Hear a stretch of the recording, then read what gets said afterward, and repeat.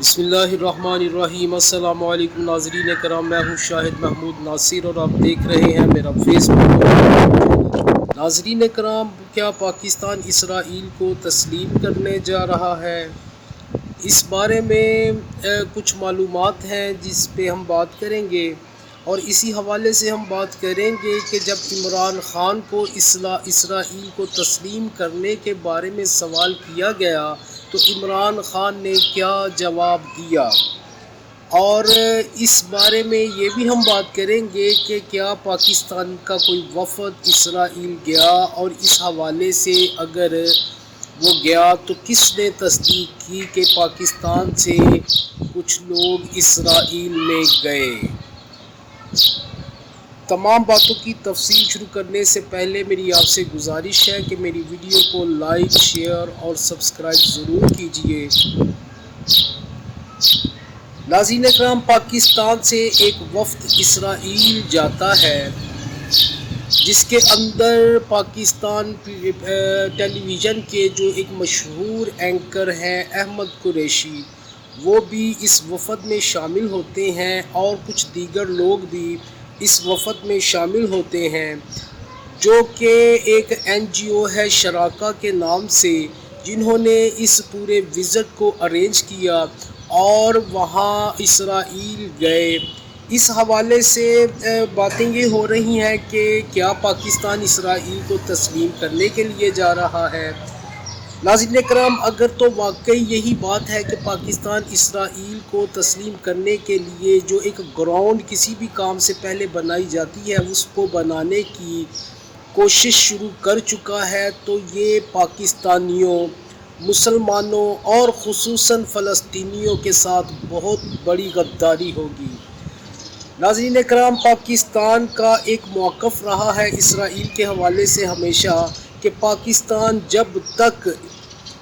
اسرائیل فلسطین کو اس کا حق واپس نہیں دیتا تب تک پاکستان اسرائیل کو تسلیم نہیں کرے گا، اور یہ بات کسی عام شخص نے نہیں، کسی عام لیڈر نے نہیں، بلکہ یہ بات قائد اعظم محمد علی جناح بانی پاکستان نے یہ فرما دیا تھا کہ اسرائیل کو ہم تب تک تسلیم نہیں کریں گے جب تک اسرائیل فلسطین کو ان کا حق کے خود ارادیت اور ان کا حق واپس نہیں دیتا۔ آج اسرائیل فلسطین پر ظلم و جبر کے پہاڑ توڑ رہا ہے، اور اسرائیل سے اس قدر دردناک اور خوفناک مناظر کی ویڈیوز اور تصویریں آتی ہیں کہ جن کو دیکھ کے ہمارے دل لرز جاتے ہیں۔ ناظرین کرام، چونکہ امپورٹڈ حکومت کو یہ بھی ایک ٹاسک ملا تھا کہ اسرائیل کو تسلیم کرنے کے لیے کوششیں تیز کی جائیں، اور یہ حکم بلا شبہ امریکہ سے ہی آیا ہوگا، تو اس حوالے سے اس امپورٹڈ حکومت نے آتے ہی اس اسکرپٹ پہ کام شروع کر دیا، اور PTV کے ایک بہت بڑے اینکر احمد قریشی کو اسرائیل بھیجا وفد کے ساتھ۔ اور ناظرین کرام، شرم کی بات یہ ہے کہ یہاں سے کچھ لوگ اس بات کی پہلے تردید کرتے رہے، لیکن جب اسرائیل کے صدر نے خود اس بات کی تصدیق کی کہ ہاں پاکستان سے ایک وفد اسرائیل آیا، یعنی اس میں پاکستان کے بھی کچھ لوگ شامل تھے جن میں احمد قریشی کا نام سر فہرست ہے، تو اسرائیل کے صدر نے کہا کہ بہت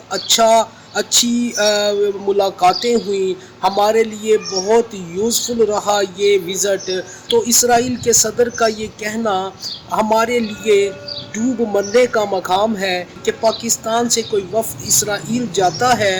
اور اندر خانے نہ جانے کون سی باتیں ہوتی ہیں جو کہ پاکستانی عوام تک کو معلوم نہیں۔ اس حوالے سے ناظرین کرام، عمران خان نے یہی موقف اختیار کیا تھا۔ جب اسرائیل کو تسلیم کرنے کے بارے میں پوچھا گیا تو انہوں نے یہی کہا کہ قائد اعظم نے فرما دیا تھا کہ جب تک فلسطین کو اسرائیل ان کا حق واپس نہیں دیتا ہم کبھی بھی اسرائیل کو تسلیم کرنے کے بارے میں سوچ بھی نہیں سکتے۔ قائد اعظم کے اس فرمان کو ایک طرف رکھ کے اس امپورٹڈ حکومت نے اسرائیل کو تسلیم کرنے کے لیے جو ایک سکرپٹ ہے اس کے اوپر کام کرنا شروع کر دیا ہے۔ ناظرین کرام، پاکستان کے جو مقتدر حلقے ہیں وہ ابھی تک اس بارے میں